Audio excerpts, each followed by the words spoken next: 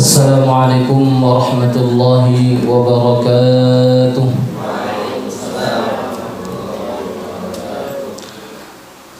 Alhamdulillah, wassalatu wassalamu ala Rasulillah wa ala alihi wa ashabihi wa man walah. Subhanakallahumma la ilma lana illa ma 'allamtana wa 'allimna ma yanfa'una wanfa'na bima 'allamtana innaka antal alimul hakim. Alhamdulillah, kita bersyukur kepada Allah Subhanahu wa taala. Allah Subhanahu wa taala yang membangunkan kita di pagi hari dalam keadaan sehat wal afiat. Allah Subhanahu wa taala, jazakumullah. Allah Subhanahu wa taala masih menitipkan nikmat yang terbesar, yaitu nikmat iman. Sehingga dengan keimanan itu kita berusaha menjadi hamba Allah Subhanahu wa taala yang terbaik, ya. Yang mana Allah Subhanahu wa taala sampaikan melalui lisan baginda Nabi sallallahu alaihi wasallam, khairukum man ta'allamal Qur'an wa 'allamah. Dan prosesi belajar mengajar ini emang tidak bisa hilang, harus dilestarikan. Sampai kapan? Hatta yaumul qiyamah, sampai hari kiamat.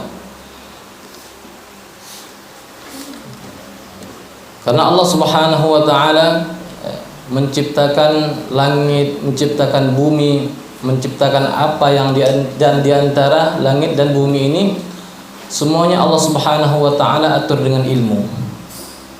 Ya, masing-masing ada ilmunya.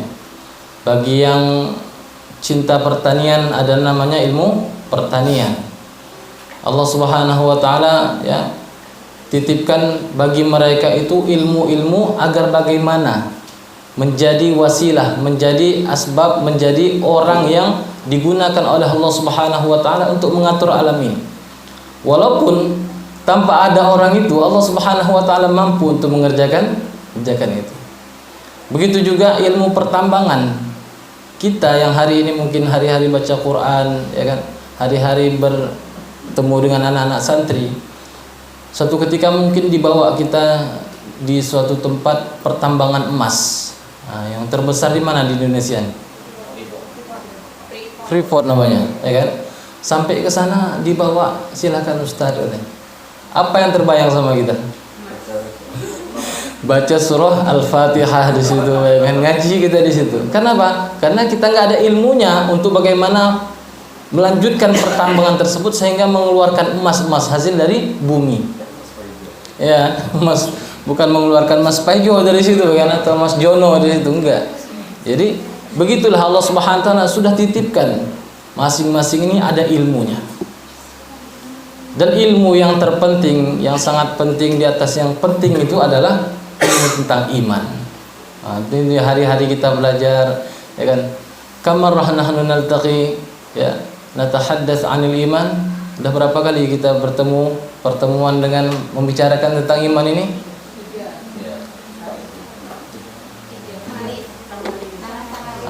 Ma'hadal yaum kam marrah? 3 marrat. Ya. 3 marrat. 3 kali sudah bertemu. Ya, ini pertemuan yang sangat-sangat berkah insyaallah. Karena apa? Karena kita menceritakan tentang suatu yang sangat agung, yaitu Allah Subhanahu wa taala. Memperkenalkan bagaimana menanamkan dengan seyakin-yakinnya di dalam hati kita agar bagaimana Allah Subhanahu wa taala tuh kita bayangkan selalu menemani kita, selalu mengawasi kita, selalu membersamai kita, ya. Sehingga di dalam hati kita nih yakin dengan seyakin-yakinnya bahwa tidak ada satupun yang bergerak di atas permukaan bumi ini kecuali atas izin Allah. La haula wa la quwwata illa billah. Lalu selanjutnya kita bersalawat kepada baginda Rasulullah sallallahu alaihi wasallam. Allahumma shalli ala sayyidina Muhammad wa ala alihi washabihi ajma'in. Allah Subhanahu wa taala ya mengutus baginda Rasulullah sallallahu alaihi wasallam dan nabi-nabi. Ada berapa nabi semuanya? 124.000 nabi. Ayu risalah, risalah apa yang dibawa oleh semua nabi itu? Risalah tentang iman seperti yang kita ceritakan. Dan ini harus diulang-ulang. Karena dalam Islam ini apa namanya? Istilahnya daur ya, istilahnya ya, putaran.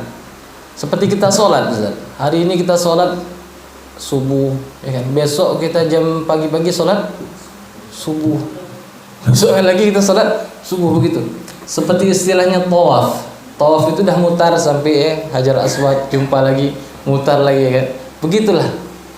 Ya, sirkulasi dalam kehidupan ini. Dan dalam Islam itu Masya Allah, sesuatu yang diulang dan tidak pernah bosan. Tapi kalau seandainya kita hari ini makan ayam, besok makan ayam, besoknya lagi makan ayam, akhirnya Allahu Akbar, akhirnya nengok ayam aja. Allah, begitulah. Maka dalam agama ini Allah Subhanahu wa taala titipkan ya, namanya ketenangan hati. Ya, ketenangan hati. Ala bi dzikrillahi tatma'innul qulub. Dengan mengingat Allah Subhanahu wa taala itu hati kita akan tenang. Dan ketika hati kita tenang nih, ternyata tak ada yang melebihi nikmat itu daripada nikmat yang lain yang orang sangka itu nikmat itu istimewa gitu. Seperti contohnya Allah SWT ciptakan orang kasih kesempatan untuk jadi kaya raya. Orang kirain jadi orang kaya raya tuh enak. Ternyata ada orang kaya nggak bisa tidur dia. Nggak bisa tidur selelap apa yang dilakukan tidur orang-orang mukmin, orang beriman. Kadang-kadang kita kan tidur saudara. Terbayang kita enak jadi orang kaya, ada mobil, ada rumah besar segala macamnya. Belum tentu. Tapi yang pastinya adalah orang yang beriman dengan sempurna itulah orang yang kaya, orang yang istimewa, orang yang apalagi orang yang sukses. Nah, maka dari itu tanamkan dalam hati kita nih, tancapkan dalam hati kita nih, bahwa cita-cita terbesar kita adalah menjadi orang mukmin yang sempurna, bisa mengamalkan agama ini dengan sempurna, bisa mengamalkan sunnah-sunnah baginda Nabi Sallallahu Alaihi Wasallam dalam seluruh aspek kehidupan kita. Kalau ada cita-cita seperti itu, insya Allah SWT sampaikan apa? Walladzina jahadu fina lanahdiyannahum subulana. Jadi insya Allah Allah akan gerakkan ya dengan cara Allah Subhanahu wa taala.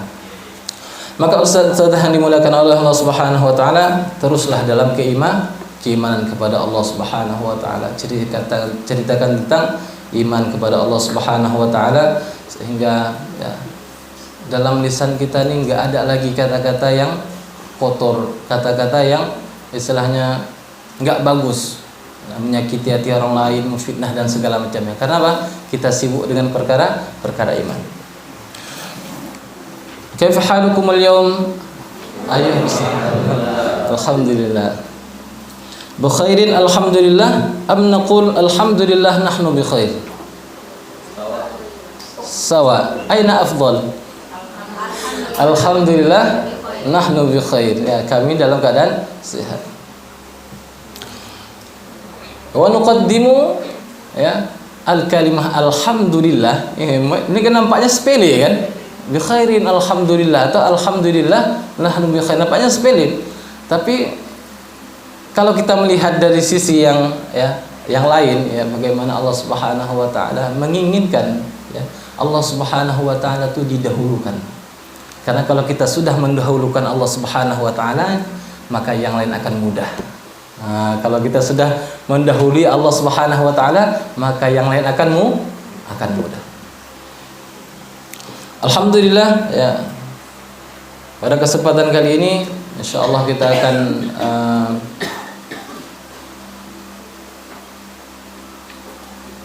mengingat kembali atau istilahnya mengulang kembali apa yang pernah kita pelajari. Saya yakin ustaz-ustaz hari ini sudah tahu, ya kan? Tapi bagaimana kita bisa mengulang kembali, ya kan? Istilahnya apa? Mutalaah, mengulang kembali. Seperti yang kita cerita tadi, emang hari-hari kita terulang terus, sholat diulang-ulang terus, sholat terus, puasa diulang-ulang terus. Jadi ilmu iman ini kita harus ketahui dulu ta'rifnya dulu. Ta'rif. Kalau kita tanya hari ini, ma huwal iman? Lughatan wastilahan, ya kan? Kalau dalam ilmu itu harus kita ketahui dulu apa itu ilmu itu. Ya kan? Seperti ilmu tajwid. Apa ilmu tajwid itu? Ya kan? Apa ilmu fiqih itu? Ya kan? Maka hari ini insyaallah kita akan ulang kembali, ya, kita lebih spesifikkan bagaimana nanti kita ketahui apa itu iman. Ma ma'nal iman lughatan? Apa arti iman dari segi bahasa?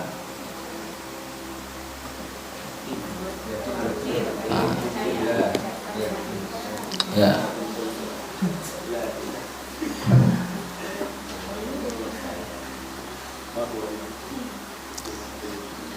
Ma huwal iman? Wa manal iman? Ya. Dalam kisah Lisanul Arab ada namanya Ibnu Faris juga menjelaskan apa?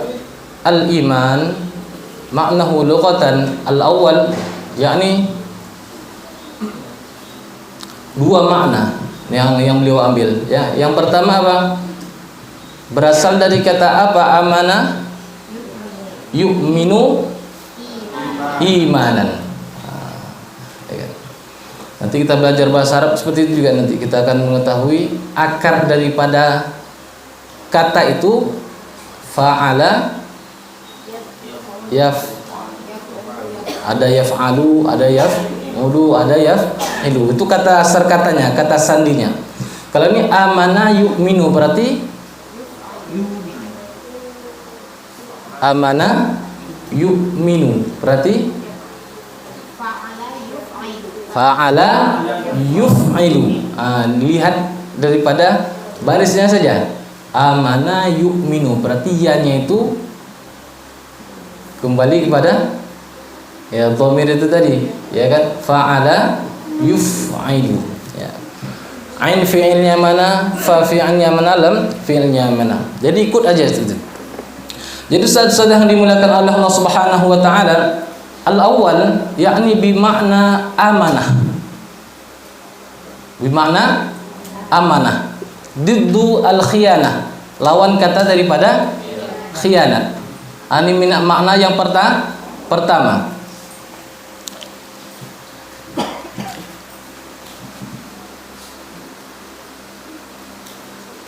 Makna yang kedua adalah at-tasdiq. Ini yang kita biasa ya sering kita mempercaya at-tasdiq.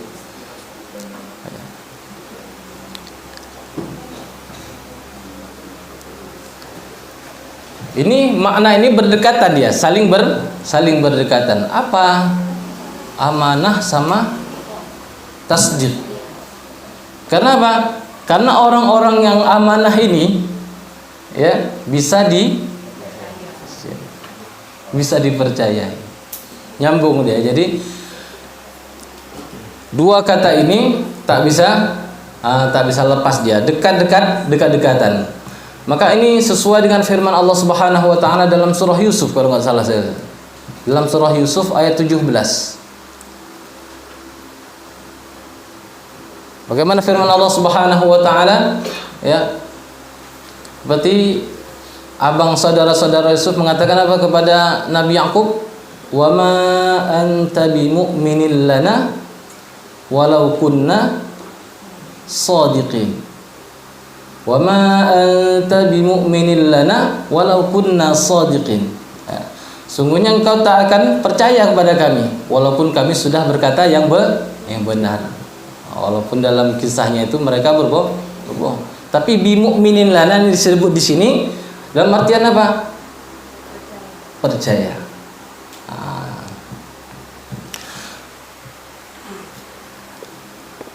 Wa makna istilahan min lughatin, daripada makna istilah, daripada istilahnya itu bimakna itu bisa adatan yakunu amalal qalb, yakunu tasdiqun bil qalbi, ya ini perkara tentang hati. Seperti Allah Subhanahu wa taala sampaikan tadi ya dalam surah Yusuf tadi, wa ma anta bimu'minin lana walau kunna shadiqin. Dalam ayat lain Allah Subhanahu wa taala menggunakan kalimat yakin. Kalimat yakin. Allah Subhanahu wa taala sampaikan dalam surah Al-Baqarah itu, walladzina yu'minuna bima unzila ilaika wa ma unzila min qablik wa bil akhirati hum yuqinun. Hari ini kita melihat akhirat? Enggak, tapi kita yakin. Lalu Allah Subhanahu wa taala contohkan lagi dalam surah apa? Dalam surah Al-An'am. Allah Subhanahu wa taala sampaikan kepada Nabi Ibrahim, wa kadzalika nuri Ibrahim malakutas samawati wal ard wa liyakuna minal muqinin. Pakai juga yakin. Ya di situ Allah Subhanahu wa taala ya memberikan pelajaran kepada Nabi Ibrahim. Allah Subhanahu wa taala memperlihatkan bagaimana Allah Subhanahu wa taala menciptakan langit dan bumi. Teringat kisahnya bagaimana Allah Subhanahu wa taala mengajarkan Nabi Ibrahim dalam surah Al-An'am itu? Dalam surah Al-An'am ayat 75, pertama Nabi Ibrahim melihat apa? Matahari dulu atau bintang dulu? Bintang. Falamma janna alaihi al-lailu ra'a kawkaba. Dilihat melihat bintang. Ya, dilihat ini adalah sebuah apa? Tuhan, tapi ternyata bintang itu hilang. Ya. Lalu Nabi Ibrahim mengatakan apa? Qala la uhibbul afilin. Saya enggak suka sesuatu yang terbenam atau hilang. Lalu yang kedua apa? Melihat bulan. Falamma ra'asy-syamsa bazighatan. Ya. Lihat lagi di situ, falamma ra'al qamara bazighan qala hadza rabbi. Lihat lagi bulan, tapi bulan pun hilang. Timbul lagi yang besar apa? Melihat matahari. Lalu sampai Nabi Ibrahim ya kan membuat satu kesimpulan bahwa bukan ini itu Tuhan ini, karena matahari pun yang besar dianggap luar biasa itu akan terbenam, takkan hilang juga. Lalu sampai pada kesimpulan apa? Wajjahtu wajhiya lilladzi fataras samawati wal arda hanifan. Lalu kesimpulan apa? Yang menciptakan langit, menciptakan bulan, menciptakan matahari, menciptakan qamar tadi, bulan tadi, sampai bintang tadi, itulah yang seharusnya disembah. Itu dari makna istilahan. Adatan yakunu bimakna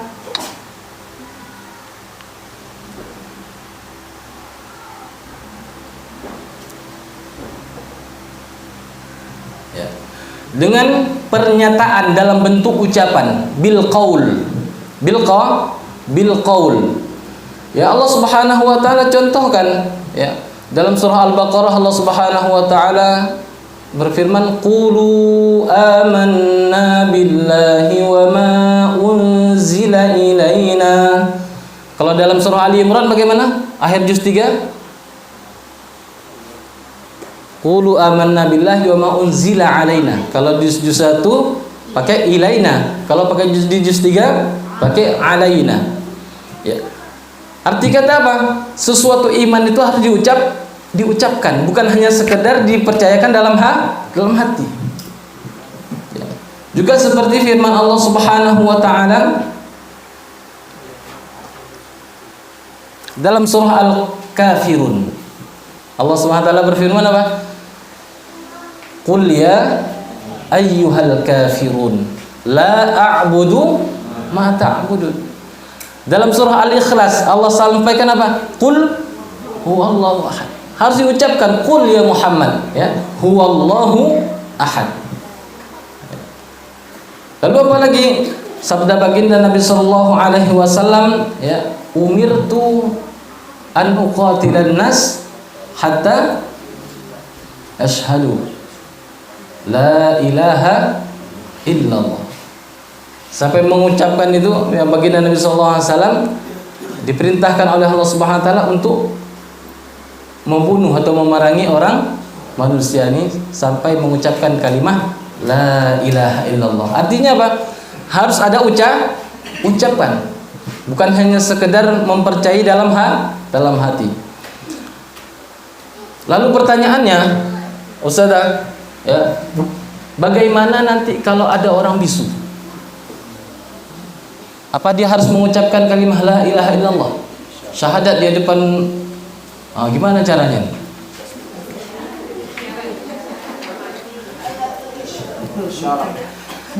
Bil isyarah. Kaifa isyarahnya? Gimana isyaratnya?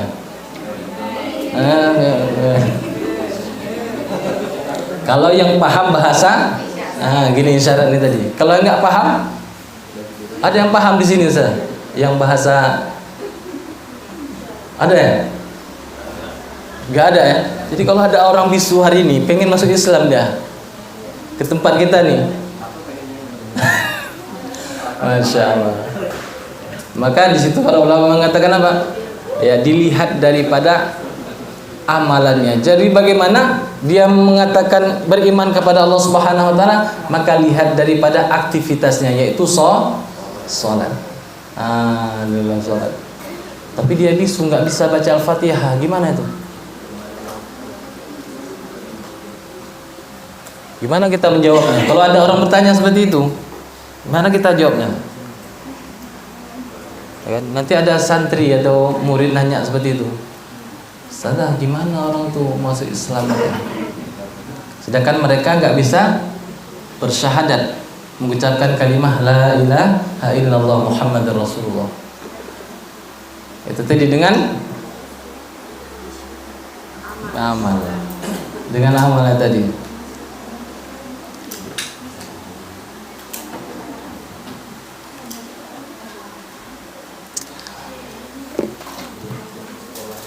Tanda orang beriman itu adalah salat. Makanya kalau ada orang yang beriman tapi nggak salat, gimana tuh? Dia ditanya lagi nanti, Ustaz, dia kan beriman ini masalah iman kan, tapi dia nggak salat. Gimana larinya? Kan menunjukkan keimanan itu harus salat itu. Karena bagaimanapun ya, kondisi dia tidak pernah berubah status daripada hamba, ya kan? Sedangkan Allah Subhanahu wa taala sudah memerintahkan dia untuk salat. Gimana dia katakan iman tapi dia enggak salat? Salatnya pernah setahun 2 kali. Hari raya itu pun masbu.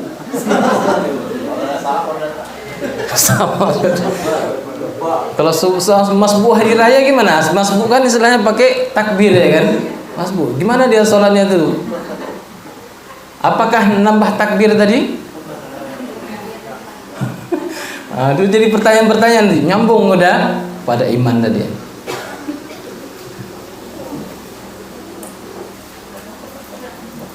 Allahu Akbar.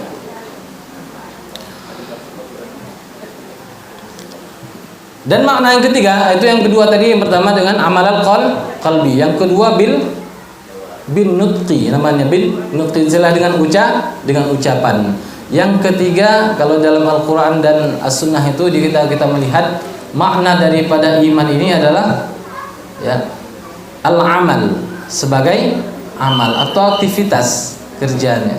Ya.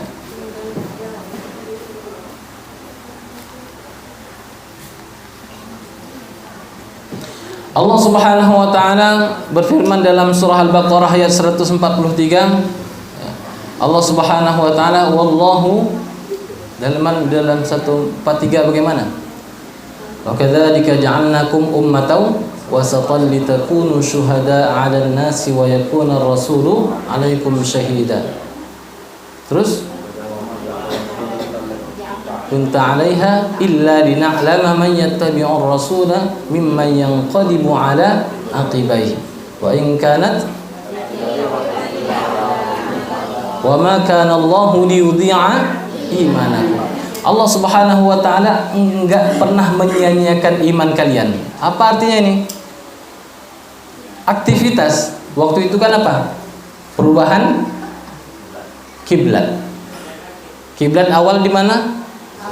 Masjid Aqsa berpindah. Di mana itu kejadiannya? Di Mekah atau di Madinah? Di Madinah. Oke, kalau yang pernah berangkat umrah atau berangkat haji, nanti di sana ada ziarah namanya Masjid Qiblatain. Dua kiblat. Nah, pertama arah ke Masjidil Aqsa, langsung berbalik ke Masjidil Haram. Ya. Allah Subhanahu wa taala berfirman dalam surah Al-Hujurat, ya. Innamal mu'minuna alladhina amanu billahi wa rasulihi thumma lam yartabu wa jahadu bi amwalihim wa anfusihim ulaika humus shadiqun. Ya. Untuk menunjukkan dia betul-betul beriman, ya. Itu tadi salah satunya aktivitas jihad. Dengan apa jihad?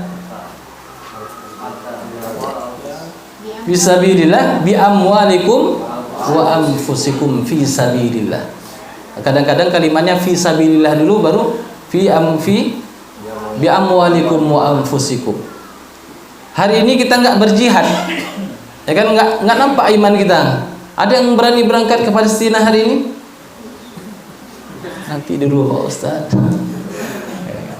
Kalau dibuka lah pintu jihad hari ini, boleh berangkat ke Palestina untuk jihad. Siapa kira-kira yang daftar di antara kita?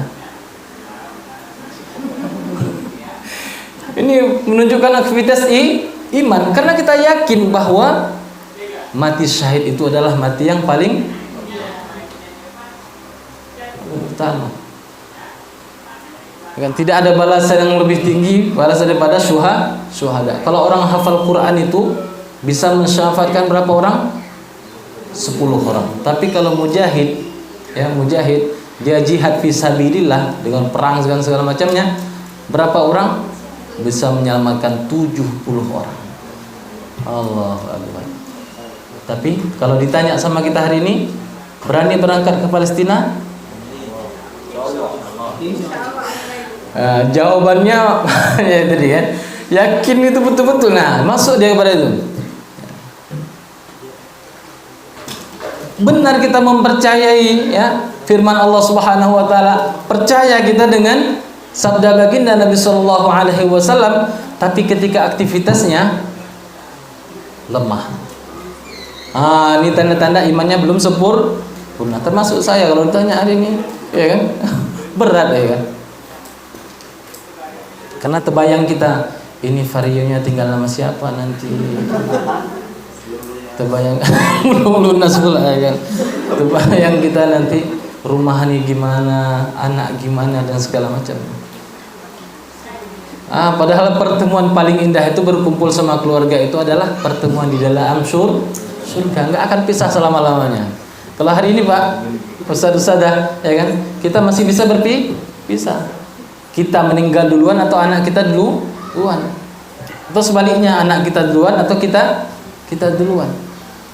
akan berpisah, tapi kalau bertemu di surga, masya Allah, bisa selamat ya kan. Tapi disuruh jihad tadi berat ya. Atau bi amwalikum, datang orang Palestina ya kan, Syekh itu, ayo kita bisa. Waktu mengeluarkan dengan amwal, ada uang 5.000, itu aja lah dulu ya kan. 50.000 ini untuk beli ikan, untuk beli sayur dan segala macamnya untuk makan malam ini. Masih terpikir kita seperti itu. Padahal kita tahu bahwa infak fi sabilillah itu luar biasa. Mathalul ladzina yunfiquna amwalahum fi sabilillah kamathali habbatin sab'a sanabila fi kulli sumbulatin mi'atu habbah wallahu yudha'ifu liman yasha. Allah bisa saja melipat gandakan lebih daripada itu. Kalau 1.000 berarti kalau digantikan 700 berapa? 700.000. Kalau kita berinfak hari itu 100.000 berarti berapa? 7 juta. Hah? Kalau 100.000 kali 700 berarti 7 juta ya. 70 juta.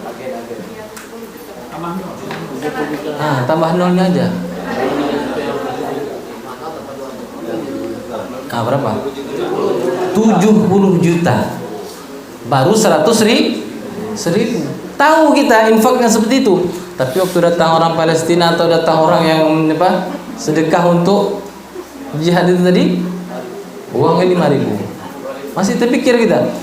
Enggak terpikir bagaimana kita akhur muslim ya, al muslim ya. Seperti kalbunyan kata baginda Nabi sallallahu alaihi wasallam. Ya kan? Kalau ada yang sakit rasanya, kita pun merasa sakit. Tapi waktu sedekah tadi, masih kita terpikir untuk diri kita bagaimana selamat makan malam. Padahal mungkin nanti Allah Subhanahu wa taala akan ganti, pasti akan ganti nanti dengan yang lebih baik lagi. Makan malam mungkin ditraktir sama wali santri di triple box. Triple apa namanya? Triple lah.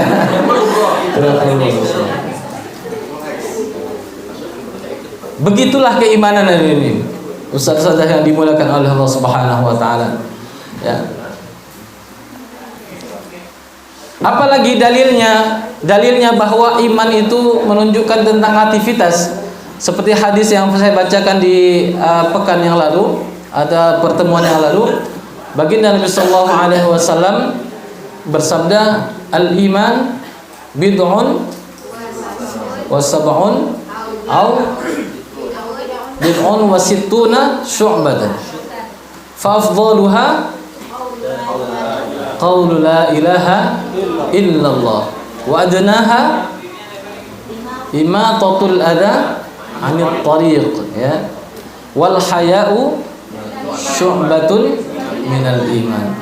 Di situ ada baginda Nabi sallallahu alaihi wasallam cantumkan apa? Aktivitas imatatul adha 'anil tariq. Ini aktivitas atau ucapan atau keyakinan dalam hati?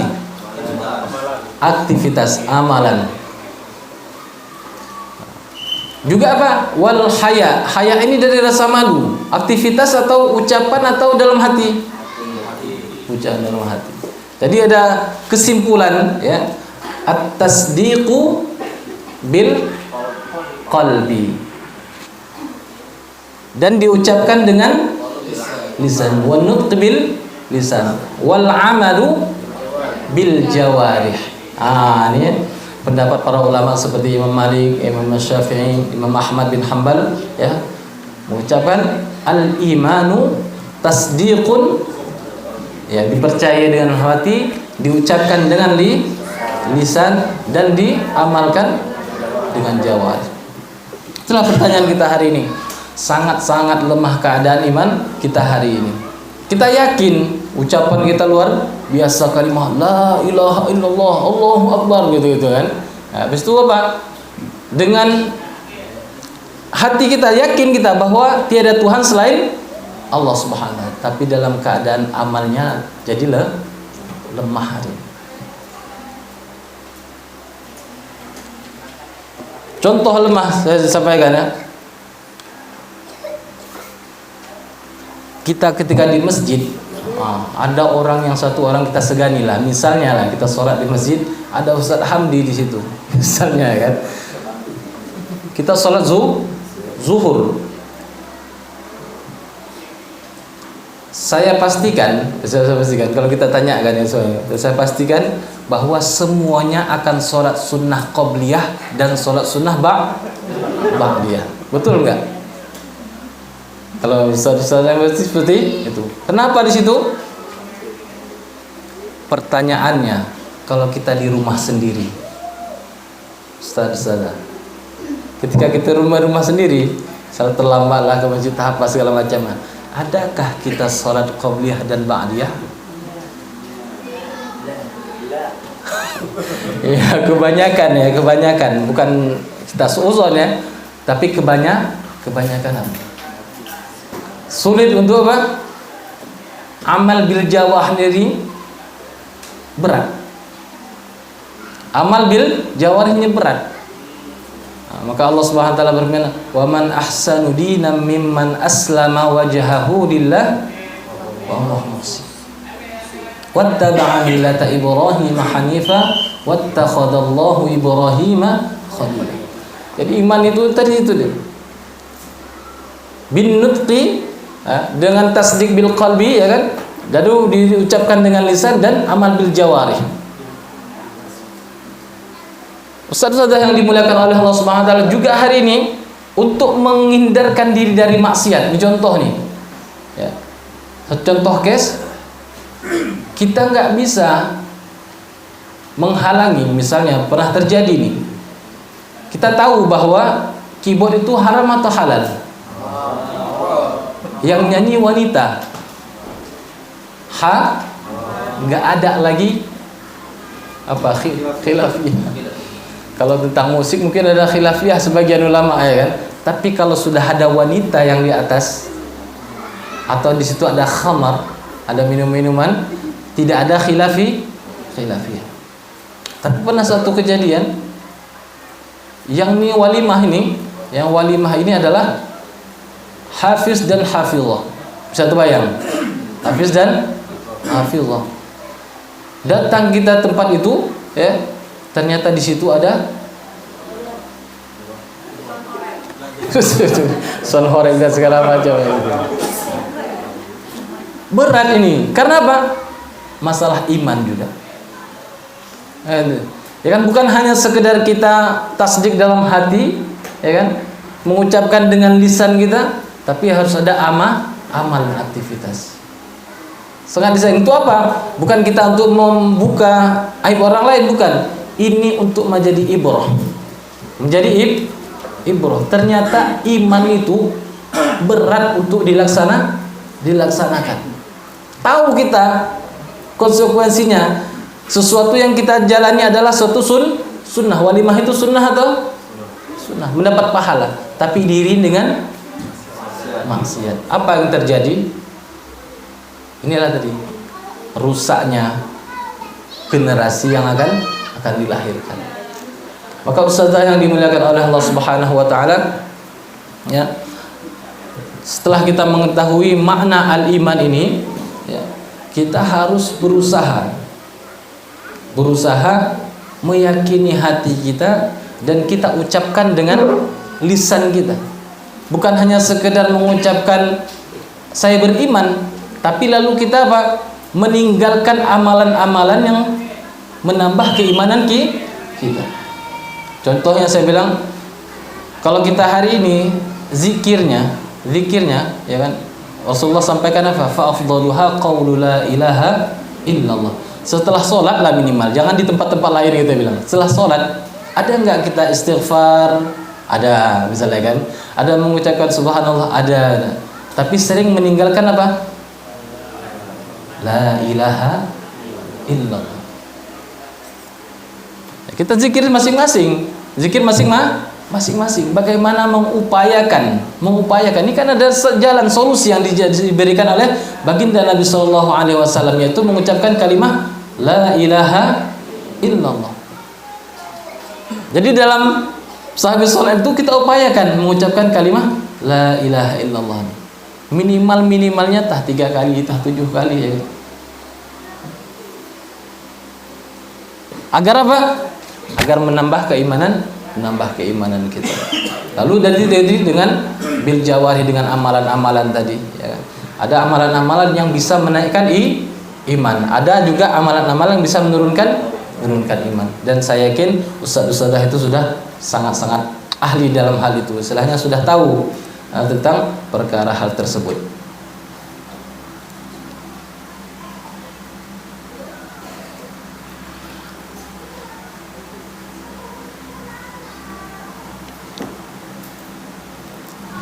Maka iman itu merupakan keyakinan dalam hati, dituturkan dengan lisan dan diamalkan dalam perbuatan. Ini pendapat yang mayoritas para ulama. Ustaz-ustaz yang dimuliakan oleh Allah Subhanahu wa taala. Pertanyaan yang kedua, mal hukmu? Apa hukumnya kita mempelajari ilmu iman ini? Fardu ain atau fardu kifayah? Aduh, fardu kifayah Pak Ustaz. Jadi dia malas sekali belajar gitu kan.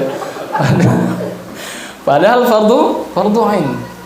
Ini mengajarkan kepada kita Pak, ternyata ada amanah yang diberikan oleh Allah Subhanahu wa taala kepada kita ini untuk mengajarkan anak-anak kita, anak didik kita tentang iman.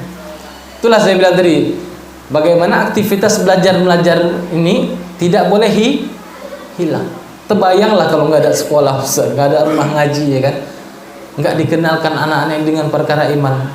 Lalu rusak-rusaknya kita lihat hari ini bagaimana banyak pemuda-pemuda di kedai kopi itu, ya kan? Mereka sekolah, tapi tidak didekatkan dengan agama, nggak dikenalkan dengan iman. Ketika azan berkumandang, kedai kopinya di samping masjid, nggak gerak.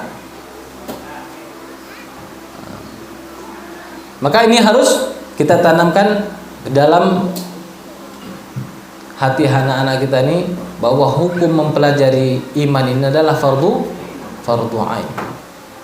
Kapan menjadi fardu kifayah?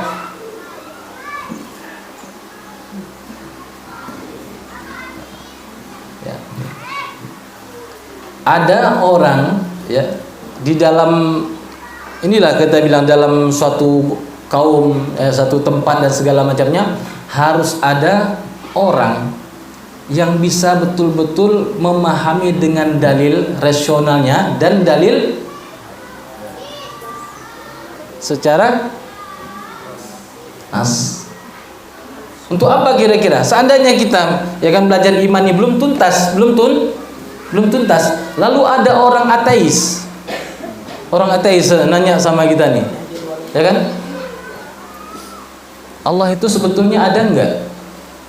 Kita bilang adalah. Apa buktinya? Oh, dalam Al-Quran ayatnya seperti ini. Ya menurut kamu katanya ya kan. Nah, karena kamu yang beriman dengan Al-Quran kata dia. Saya enggak. Bagaimana kita menjawabnya?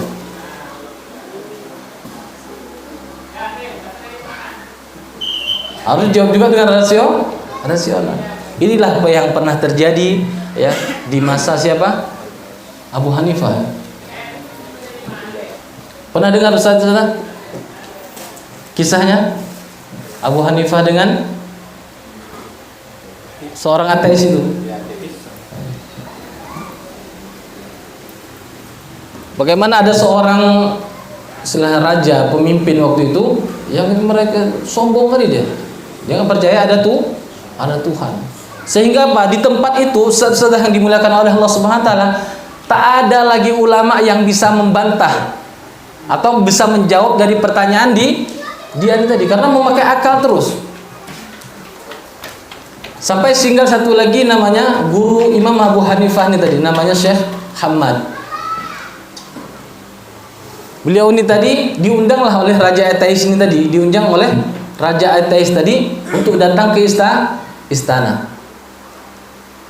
Maka kalau kita dalam keadaannya diundang sama wali kota, tinggal satu orang lagi, yang lain nggak bisa jawab nih. Tinggal kita satu orang. Tiba-tiba kita diundang kepada yang terhormat, ya kan, Ustadz Pandu ya kan, untuk datang ke apa enggak istilahnya apa, goyang ya kan, dub hati kita. Maka pada masa itu guru Imam Abu Hanifah nih dengan keadaan seperti itu datang ke tempat Imam Abu Hanifah, istilahnya diskusi lah, cerita-cerita ya kan. Saya bermimpi katanya, saya bermimpi tadi malam, saya bermimpi bahwa ada satu rumah yang penuh hiasan cantik segala macam, di dalamnya itu ada apa, tanaman-tanaman yang lezat ya, ada pisang dan segala buah-buahan segala macamnya. Tapi di satu sudut keluarlah namanya B2. Ada babi masuk ya kan, dimakannya semuanya makanan-makanan tadi, tanaman-tanaman tersebut, tinggal satu tungkul istilahnya. Satu apa kalau kita pohon itu habis itu tinggal apa ya? Sisanya tadi berapa? Tunggul ya kalau bahasa Inggrisnya. Tunggul ya. Tunggul, bukan tukul. Ya, tukul lain lagi. Tinggal tuh tunggul satu ini tadi. Lalu tiba-tiba dengan tinggal satu lagi nih, datang seekor singa yang memangsa B2-nya tadi. Maka ditafsirkanlah oleh Imam Abu Hanifah, rumah itu tadi adalah Islam. Ada Islam, tanaman-tanaman tadi dengan istilahnya para ulama tadi. Dimakan semuanya oleh itu. Ini orang kafir tadi, ateisnya tadi. Tinggal satu lagi tunggul, engkaulah wahai guruku. Dan singa yang memangsa babi itu tadi, B2 tadi adalah itulah aku, kata Abu Hanifah. Oh, diibaratkan seperti itu. Maka berangkatlah keduanya bertemu dengan raja ini tadi. Pertanyaan seperti itu tadi. Ditanya oleh raja ateis tadi, ada enggak Allah Subhanahu wa taala? Ada enggak Tuhan di permukaan bumi ini? Jawabannya ada. Ibarat kapal di tengah samudra. Di tengah samudra, ya kan? Jadi kapal tadi bawa barang. Kira-kira kata Abu Hanifah, kapal ini tadi ada nggak, punya nggak? Ada. Yang gerakkan kapal tuh supir tuh ada nggak? Ada. Jadi kalau ditanya Allah Subhanahu wa taala itu ada. Di mana? Jawaban Abu Hanifah apa? Allah Subhanahu wa taala ada dan tak butuh tempat. Masih nggak terima juga ateis ini, ya. Contohnya Bang, contohnya ada di diri kamu katanya. Di diri kamu. Kamu punya ruh. Punya, mana ruhnya? Apa di kepala, atau di badan, atau di kaki? Langsung raja ateis tadi terdiam dia. Lalu Abu Hanifah nggak puas juga dengan satu tadi, dengan terdiam tadi, ditambah lagi, diminta susu, segelas susu. Ditanya sama raja, ya raja, ini di susunya ada lemaknya enggak? Ada, kata raja tadi. Mana lemaknya tadi? Nggak bisa dijawab juga. Begitulah Allah Subhanahu wa taala, ada, tapi Allah nggak butuh tempat. Lalu apa lagi? Dijawab. Ditanya lagi, kalau Allah Subhanahu wa taala ada, siapa yang ada sebelum Allah dan siapa setelah Allah? Jawabannya kembali kepada dirimu sendiri. Tengok coba jari kamu katanya. Coba lihat jari kamu. Ada enggak sebelum jempolnya, ada enggak? Enggak ada. Setelah kelingking? Enggak ada. Begitulah Allah Subhanahu wa taala, huwal awwalu huwal akhir.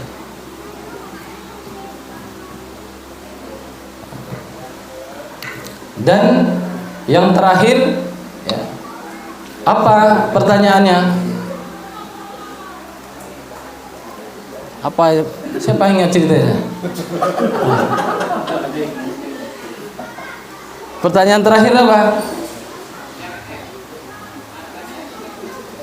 Apa tadi?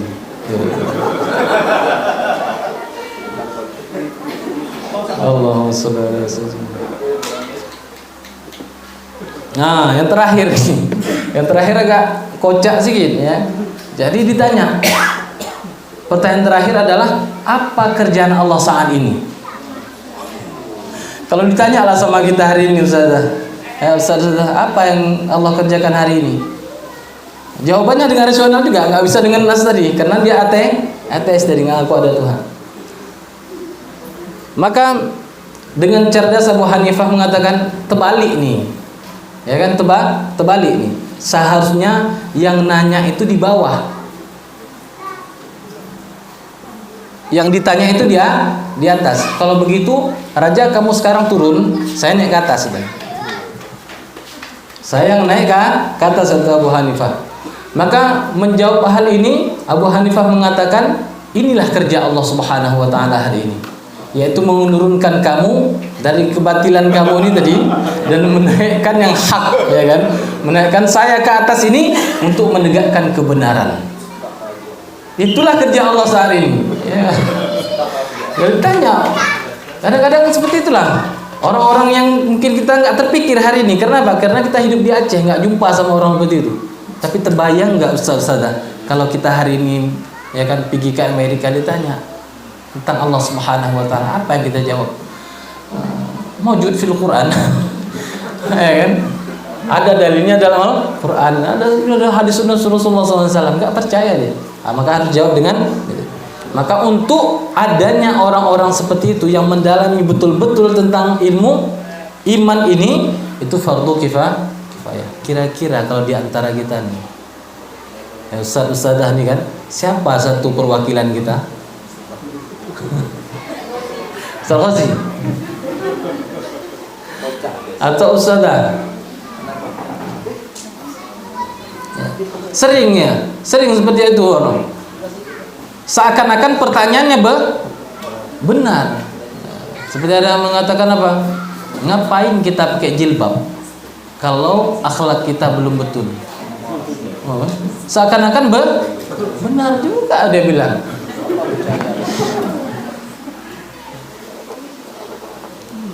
Yang seanya aja udah salah. Kenapa udah nggak pakai jilbab? Jadi begitu, seakan-akan baca betul ya. Itu masalah-masalah akidah lebih dahsyat lagi. Yang apabila kalau kita salah-salah jawab, nggak kena, melenceng dan segala macamnya, kita rusak. Kita yang rusak. Jangankan mau mengsadarkan dia mau masuk Islam. Makanya perlu ini kita pelajari terus ya. Dalam kitab nanti insyaallah kita baca itu Al-Mawsi'ah Al-Amah Zandani ya, Az-Zandani itu insyaallah itu akan dikupas. Ternyata nanti ada kalimat-kalimat yang meningkatkan iman, ada kalimat-kalimat yang mengeluarkan kita dari iman. Ada yang aktivitas kita tadi meningkatkan iman, ada yang bisa mengeluarkan iman. Kalimat-kalimatnya nampaknya sepele. Misalnya seperti ini, ada orang bilang, saya Pak Ustadz yakin kali dengan Al-Quran ini tadi. Yakin dengan Al-Quran ini tadi. Cuman satu aja. Satu aja yang gak saya terima. Satu itu bisa mengeluarkan daya dari bisa kafir dia. Contohnya apa? Gak terima masalah riba misalnya, karena dia pelaku riba. Udah terlanjur. Semuanya dia percaya dan segala macam, tapi masalah itu bisa bahaya. Atau itikad dalam hati kita, yakin kita. Ya kan, yakin kan gak ada yang bisa baca dalam hati ya. Misalnya saya tahu Ustaz Hamdi nggak tahu ya kan? Ustaz nggak tahu yang ada di dalam hati saya, kita sendiri. Dan itu juga bisa mengeluarkan kita dari iman.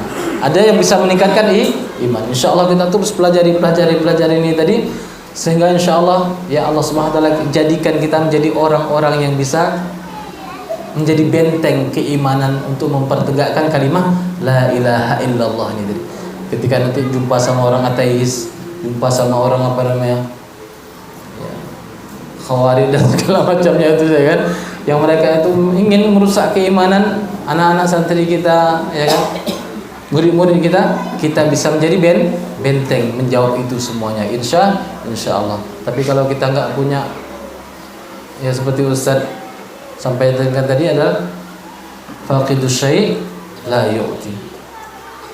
Tapi kalau kita belajar terus juga nggak mengajar, kata Ustaz Amdi, seperti air nih, tapi tergenang gitu aja, lama-lama busuk, ada rayap, ada apa lagi namanya, jentik nyamuk, ya kan? Nyamuknya nyamuk demam berdarah pula, orang-orang jadi meninggal. Tapi kalau kita belajar terus, ya, kalau kita belajar terus, ya, kok boleh tahu ya? Tapi kalau kita mengajar terus tapi tak belajar, seperti apa tadi saya? Ayo, dengar nggak tadi yang dibilang Mas Hamdi, ya kan? Jangan-jangan dong seperti busuk peluru. Ini nampaknya misalan ya, contoh-contoh yang sepele ya, tapi mengena. Dan itulah insya Allah yang kita akan lakukan, terus belajar terus mengajar, mengasah sehingga Allah Subhanahu wa taala pilihkan kita insya Allah menjadi orang-orang yang bisa membentengi Islam ini ya, menguatkan iman orang-orang Islam, sehingga Allah Subhanahu wa taala pilih kita menjadi orang-orang terbaik insya Allah. Ini ada sesi pertanyaan, Ustaz? Nggak ada? Ada juga. Kalau nggak ada kita lanjut lagi maksudnya.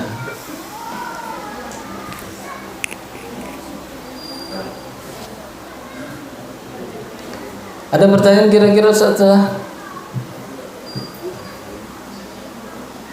Iya, masya Allah. Terkait masalah walimah tadi kan? Ya. Itu ada ibunya dan di luar wanitanya.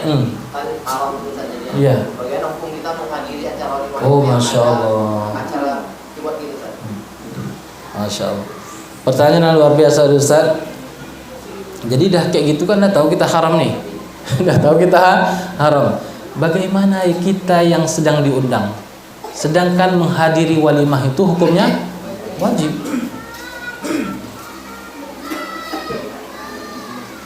Bagaimana? Maka ya kewajiban itu menjadi asbab apa? Ya, akan ada kemaksiatan di situ. Seandainya Ustaz Hamdi lah kita bilang ya kan, sebagai figur ya kan, tiba-tiba hadir di situ, itu bisa dijadikan hujjah kepada orang lain, ya kan? Apalagi misalnya saya hadir pakai sorban, pakai jubah dan segala macamnya kan, pakai siwak lagi ya waktu itu duduk ya kan. Datang saya ke situ, apa yang terjadi? Jadi hujjah. Ustaz Muhsin aja duduk di situ kok. Siapa yang lebih halim dari Ustaz Muhsin itu, dibilang belah sama orang tadi kan, pakai sorban dia, pakai apa juga. Bisa kan? Bisa. Inna lillahi wa inna ilaihi raji'un.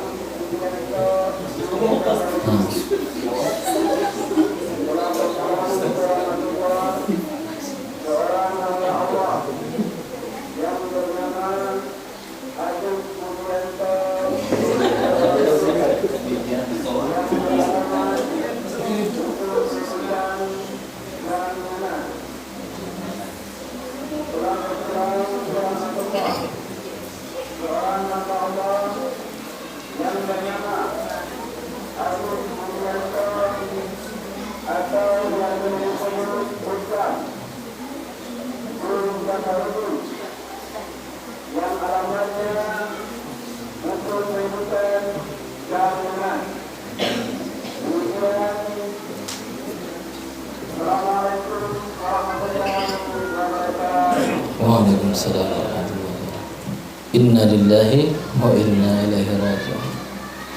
Allahumma fir lahu warhamhu wa'afihi. Allahumma fir lahu. Jadi adabnya ketika mendengar orang meninggal itu salah satunya mengucapkan inna lillahi wa inna ilaihi raji'un. Kita yakin bahwa kita ini dari Allah akan kembali kepada Allah SWT. Dan sebagai orang mukmin kita mendoa, Allahumma ighfir lahu, kalau kita perempuan Allahumma ighfir, kita memohonkan ampunan ya. Jadi ustaz-ustaz yang dimuliakan oleh Allah SWT, apabila seperti itu siapapun dia, jadi kita tahu nih, siapapun dia, kakak kita, abang kita atau adik kita, orang-orang terdekat kita mungkin yang melakukan hal seperti itu, apa yang kita harus lakukan? Jadian walimah seperti tadi kan, apa kita harus hadir? Gak enak Pak Ustaz kalau gak hadir. Apa kata ini, apa kata ini, apa kata itu. Maka kalau kita mendengarkan ya ghayatun nas, ridwan nas, ghayatun la tudrak. Ridha manusia itu sesuatu yang gak akan mungkin kita capai. Ada aja segala macamnya kan. Jadi kita harus itu tadi menguatkan iman kita, meyakini kita ya, tasdiqun bil qalbi, kita ucapkan dengan lisan, lalu bi'amal bil jawari. Kita harus tegaskan dengan keyakinan yang kita punya bahwa itu suatu perkara yang haram. Maka kita jangan hadir. Siapapun itu maksudnya. Kadang-kadang kan gak enak kali rasanya. Abang sendiri, abang kandung ya kan, malah buat kayak gitu. Gimana caranya? Kita ada punya cara. Caranya bagaimana? Datanglah sebelum walimah atau setelah walimah. Hanya menjaga hati tadi ya kan? Ya tadi. Malamnya atau segala macam dah selesai dan enggak ada lagi istilah. Jadi dengan alasan kita ada istilahnya kerjaan dan segala macamnya. Ya. Itu tadi ditakutkan khauful fitnah tadi. Jadi hujjah pula nanti. Ya kan datang ustaz-ustazah, oh itu kan guru SD itu makin mau tuh alim ulama itu ya kan. Alim dari ulama itu. Beliau aja datang kok gitu. Gitu. Jadi bisa jadi hujjah. Jadi dan itu sudah ada fatwa MPU-nya. Kalau kita di Aceh ini kan ada MPU-nya. Walaupun istilahnya kalau kita bilang nggak bisa dilarang orang-orang itu mengadakan keyboard. Kadang-kadang bisa menjadi apa? Tambah rukun walimah jadi. Walimah itu nggak sah kalau nggak ada keyboard, itu bahaya kali itu. Dan banyak itu kejadian-kejadian. Bukan tempat daerah kita ini agak lumayan apa? Rusak sikit ya. Orang kalau di kota Cane itu begitu juga karena luar biasa. Kadang buatnya itu pas di teras masjid, di halamannya, bukan di teras. Masjidnya agak luas. Di situ dibuat walimah, ada keyboardnya yang nari biduan wanita. Begitulah rusak iman orang kita. Tapi kalau nggak disampaikan iman tadi, kita harapkan kata Ustaz Hidayat apa? Kita harapkan 20 tahun, 30 tahun ke depan, di sini ini melahirkan generasi emas insyaallah. Kan jangan kita putus asa. Kan rusak nih hari ini kita cuman bicara-bicara aja, nggak ada actionnya, nggak ada aksinya, ya sama aja gitu. Sama aja mau bangun bangunan ya kan, tapi kita nggak pernah terbayang mau beli batu bata, nggak bisa. Jadi kita nih lo beli batu bata, lo buat cetakan dan segala macamnya gitu kan. Nanti akan jadi bangunan ujung-ujungnya. Insyaallah 30 tahun, 20 tahun ke depan, kalau ini yang kita ceritakan, ini yang kita pelajari dan segala macamnya, insyaallah akan lahir generasi-generasi yang insyaallah imannya kuat. Tadi gitu Ustaz, insyaallah Ustaz. Jawabannya gitu ya. Jadi ini nggak bisa kita paksakan orang lain. Masalah hadir walimah ini tadi nggak bisa kita paksakan orang lain, tapi diri kita dulu. Diri kita dan keluarga kita. Kalau saya lah ceritanya sedikit dari orang tua saya tuh menyampaikan nasihat itu. Kalau ada walimah, walaupun tetangga kita katanya ada keyboard, jangan pernah hadir. Sampai konsiernya. Jadi saya kalau diundang, kalau misalnya Ustaz nanti undang saya, atau ini yang menjadi dakwah juga menjadi dakwah apa? Lewat aja depan rumahnya, buka kaca mobil, saya lewat gitu. Balik lagi kan, balik lagi. Orang rumah pun lihat, kok nggak mampir ya? Tahu dia ada kesalahan yang dia lakukan, sehingga menjadi dakwah, nggak buat lagi lah. Kenapa? Terjadi seperti itu, nggak mau datang. Jadi banyak cara-cara kita berdakwah, ya, banyak cara-cara kita untuk menyelesaikan hal tersebut solusi tanpa kita harus menabrak aturan Allah Subhanahu wa taala. Banyak solusi-solusi yang lainnya kan. Jadi begitulah ustaz-ustaz yang dimuliakan oleh Allah Subhanahu wa taala, ya. Kalau ada kejadian seperti itu, kita sudah tahu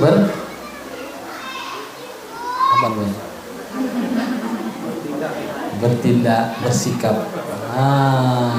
Atas dasar apa?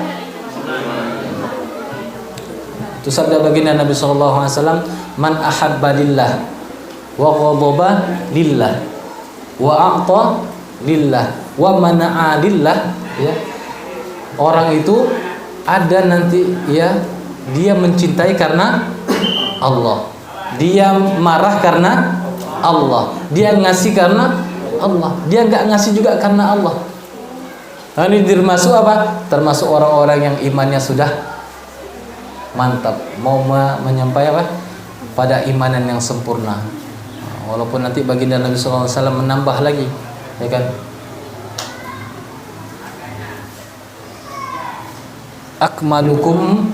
Akmalul mu'minina imana ahsanuhum khuluqan. Iman yang paling sempurna itu, mukmin yang paling sempurna itu siapa? Yang paling bagus akhlaknya. Jadi kalau iman itu terpancar kepada akhlak. Wa khiyarukum linisaihim khuluqan. Dan ya, orang-orang terbaik, bapak-bapak, karena di situ pakai linisaihim, kepada bapak-bapak, ayah-ayah, para suami, siapa mereka yang terbaik? Yang paling baik kepada istrinya. Akhlak kepada istrinya. Kenapa baginda Nabi sallallahu alaihi wasallam menyampaikan perkara ini? Kenapa?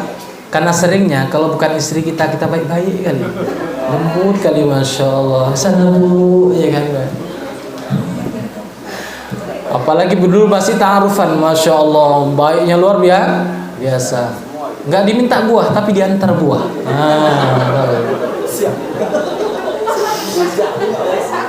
Udah jadi istri, udah jadi istri, sikit-sikit kena marah, sikit-sikit kena bentak. Kenapa? Karena merasa kita ini sudah pemimpin, ditambah lagi sudah belajar tafsir Al-Quran, ar-rijalu qawwamuna 'alan nisa.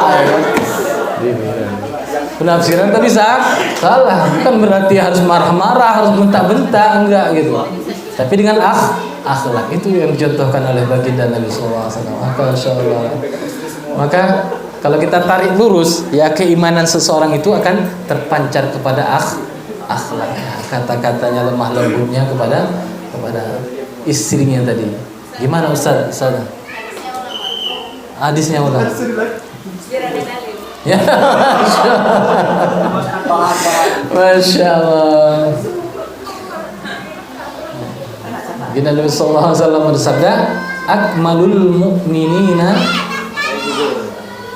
imana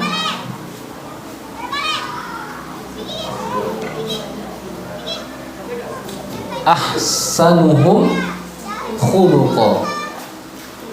Akmalul mu'minina imana ahsanuhum khuluqa. Yang paling baik akhlaknya.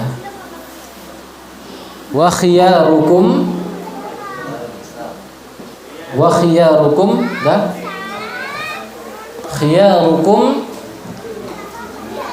linisaihim khuluqa.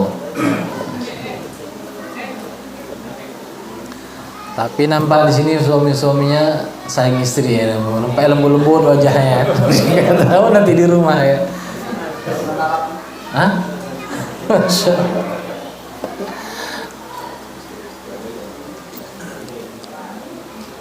Wa khiyarukum linisaihim khuluqan. Paling baik pada istrinya. Nanti anak satu beda, anak dua udah anak 5 makin ganas, ya kan, makin ganas. Artinya apa? Sikit-sikit marah. Itulah banyak kali buat apa? Orang laki itu cepat meninggal. Iya. Karena si naik darah terus ya. Darahnya seharusnya stabil ya. Padahal kalau disampaikan dengan lemah lembut selesai juga gitu. Tapi itu di syaitan tadi ya. Allah Akbar. Rasa apa istrinya tadi udah milik dia ya kan, mau dimarah-marah, mau dipukul sekehati, nggak bisa seperti itu. Istri juga manusia yang disayangi, dicintai, disayangi, masya Allah. Itu sahabat yang dimuliakan Allah Subhanahu Wa Taala. Ya, jadi kita bersikap sesuai apa? Ya itu tadi, mencintai karena Allah, marah karena Allah. Kita bukan marah sama orangnya enggak, tapi dengan kelakuannya. Kita marah sama pencuri itu bukan sama orangnya. Kalau dia bertaubat nanti, kita juga kembali saya. Ada orang kayak gitu, dendam sampai bahasanya apa? Sampai putih tulangku Pak Ustaz. Enggak akan kumarah maafin. Emang ada lain warna tulang ya kan? Artinya apa? Sampai meninggal lah gitulah kan. Itu pula sering terjadi pada wanita. Bukan disebut wanita yang di sini ya kan. Wanita yang di luar sana kan. Tapi kata Ustaz Ucai, kadang-kadang wanita sini kawan-kawan orang sana gitu. Astagfirullah. Jadi mencintai karena Allah, marah juga karena Allah. Jadi nggak ada muskilah kalau dia ada bertobat, ya kan. Walaupun dia dulu nipu kita, utang nggak bayar-bayar, ya kan. Bukan masalah marah sama orangnya, nggak, sama kelakuannya. Itu namanya.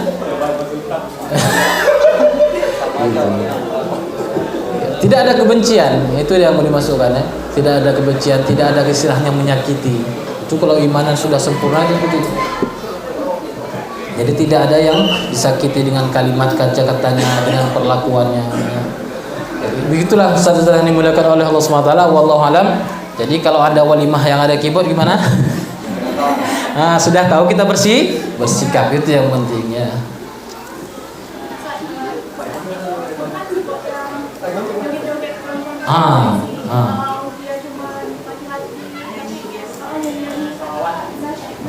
Itu tadi. Itu kan ada khilafiyah, tapi lebih bagusnya bagaimana? Gitu. Ada juga istilahnya dalam Islam nih kan kita mengajarkan apa? Untuk tidak lalai zikir kepada Allah. Orang-orang nasyid dan segala macamnya, kalimat-kalimatnya bagus. Tapi gara-gara dum dam, akhirnya kaki kita pun goyang kita akhirnya. Tangan makan. Iya. Itu muskilahnya. Akhirnya apa? Kalimat-kalimat yang bagus tadi nggak nampak lagi. Dan makanya ada para ulama yang menegaskan musik itu haram itu tadi. Menakutkan terjadi seperti itu tadi. Iya kan? Terus kalimat ya kan.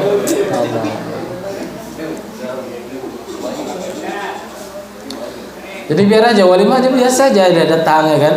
Bahkan kalau nggak ada istilah musik-musik itu lebih aman, kita cerita enak gitu silaturahim. Saudara-saudara datang ini enggak besar suara musik itu daripada suara kita. Jadi kita menjerit-jerit, "Kau dari mana tadi? Mama siapa aja?" Jadi kayak udah marah-marah berlama. Ini abangnya aku datang jauh-jauh katanya, kok dimarah-marah? Bukan marah Bapak itu sebetulnya. Cuma karena asbab musik tadi itu merusak dia. Ya seharusnya enak kita cerita gimana bang datang dari mana. Sebab musik tadi itulah rusaknya. Begitu Ustaz ya. Jadi bukan berarti tadi ya kan. Tapi kalau udah ya para ulama kan masih khilafiyah di situ ya kan. Tapi kalau istilahnya ada wanita yang berjoget, udah ada khamar di situ, udah ada minuman-minuman keras, itu tidak ada lagi khilafiyah. Kalau bisa tak dilakukan, kenapa dilakukan kayak gitu? Kadang-kadang orang kayak gitu. Istilahnya, kalau kita pikir-pikir ya kan, dengan seperti itu tambah lagi budgetnya, budgetnya. Seharusnya nggak keluar budget itu ya kan? Udah koyak lagi dompet 5 juta ya kan, gara-gara menghadirkan hal seperti itu. Banyak lagi mudarat yang lainnya. Wallahu a'lam. Gitulah Ustaz yang dimuliakan Allah Masya. Fadhal Ustaz. Tentang ada pertanyaan ini Ustaz, bagi seorang istri yang ketika masa hidupnya dia ini tidak sepenuhnya berbakti dengan suaminya dikarenakan mungkin tidak sesuai ya, tidak sejalan dan suaminya ini sudah meninggal. Jadi seorang istri ini seperti merasa bersalah, tidak berbakti kepada suaminya. Maka ditanya, amalan apa yang harus dilakukan si istrinya untuk menembus kesalahan semasa hidup dia? Amalan yang paling utama, amalan paling utama ya. Orang istri ini supaya mendapat ridho dari suami tadi ya. Karena suami udah meninggal. Iya, meninggal pula. Suruh hidup lagi pun nggak mau ya kan? Nikah lagi menanggung ya kan? Oh, takut kedua. Masya Allah. Ini pertanyaan loh, Masya Allah, luar biasa. Ini ada kaitan dengan iman juga, ada kaitan dengan iman, ya kan? Kasih sayang itu, ya, berbakti kepada suami itu juga iman. Saudara-saudara yang dimuliakan oleh Allah Subhanahu Wa Taala, ya, wanita itu untuk masuk surga itu kan enak sebetulnya kan? Yang kata baginda Nabi SAW, ya, sholat, puasa, apa lagi? Haji ya kan? Jaga kehormatan, berbakti kepada suami. Istilahnya taat pada suami. Mudah sekali. Tapi itu kadang-kadang ya, masalah iman juga nih. Kita dalam berakhlak kadang-kadang kita pilih kasih. Pilih kasih. Kemarin kalau nggak salah saya ada tulisan yang istilahnya menggelitik hati juga nih, ya kan? Dan membuat orang-orang yang terpukul kena pukulan itu. Orang terpukul karena pukulan ya. Jadi kalimat seperti ini. Orang yang berakhlak kepada orang kaya. Ya kan, orang kaya dan orang yang punya jabatan. Ya kan? Dia berakhlak nih. Tapi hilang akhlaknya saat berada sama orang miskin atau orang nggak punya jabatan, akhlaknya hilang gitu. Itu adalah bahasa di situ penjilat. Ya. Kan kadang kalau jumpa sama orang yang kaya sama orang yang ada jabatan, tunduk segala macam ya. Berakhlak deh. Tapi sama orang miskin, sama orang nggak punya jabatan, hilang. Suka-suka hati, bahasanya pun kau ini pun nggak punya otak. Enak kali bilangnya. Coba kalau semuanya itu tadi nggak pernah nih. Kalau bahasa lembutnya pun kan begini Pak, dikasih solusi dan segala macamnya. Nah itu bukan itu namanya penjilat. Kalau orang yang terpukul lah, ya kan, kena pukulan itu tadi. Karena banyak kejadian. Jadi Allah Subhanahu Wa Taala, ya kan, menjadikan pasangan suami istri ini kan suatu yang sangat istimewa, banyak istilahnya manfaat ya. Allah Subhanahu wa taala sampaikan apa? Ya ayyuhan nasu taqu rabbakumul ladzi khalaqakum min nafsin wahidatin wa khalaqa minha zawjaha. Ya Allah Subhanahu wa taala menyampaikan apa? Wa min ayatihi an khalaqalakum min anfusikum azwaja. Sekarang pertanyaannya, yang menyuruh seorang istri tuntutan kepada suami itu siapa? Allah ya. Jadi pertanyaan tadi masuk kali. Jadi hari ini Ustaz, istri saya, suami saya sudah meninggal. Tapi masa hidup saya dulu kurang berbakti rasa beliau, ya kan? Mungkin sudah berbakti tapi kurang rasanya. Karena apa? Sudah banyak ikut kajian, ternyata banyak hal-hal yang bisa dilakukan seorang istri itu untuk berbakti kepada suami. Lalu apa? Timbullah penyesalan. Sampai ada pertanyaan apa? Kira-kira amal apa Ustaz yang bisa menebus kesalahan saya ini tadi sehingga nanti suami saya bisa ridho kepada saya. Karena tadi ridhonya suami tadi inilah yang sangat penting bagi suami. Allahu Akbar. Baru suami sama suami lain lagi ceritanya kan. Ketakut. Allahu Akbar. Jadi itu tanda-tandanya berarti ustaz-ustazah nggak ngantuk. Kalau ustaz-ustazah ngantuk, nggak connect dia tadi. Waktu dibilang suami, oke aja. Oh iya ya gitu. Berarti lagi kok connect nih, masya Allah. Jadi ustazah yang dimuliakan oleh Allah Subhanahu Wa Taala.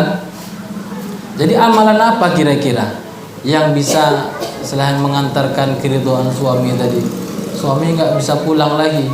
Kalau pulang pun udah nggak berani dekat. Karena udah meninggal, tiba-tiba pulang. Mati suri nggak ya misalnya. Jadi saudara yang dimuliakan oleh Allah Subhanahu Wa Taala, banyak amal-amal yang bisa